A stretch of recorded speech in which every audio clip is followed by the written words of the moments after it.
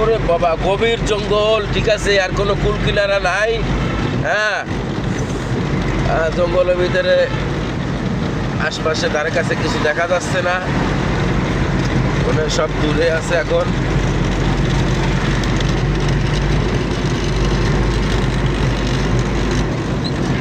চারিপাশের দৃশ্যগুলো দেখছেন?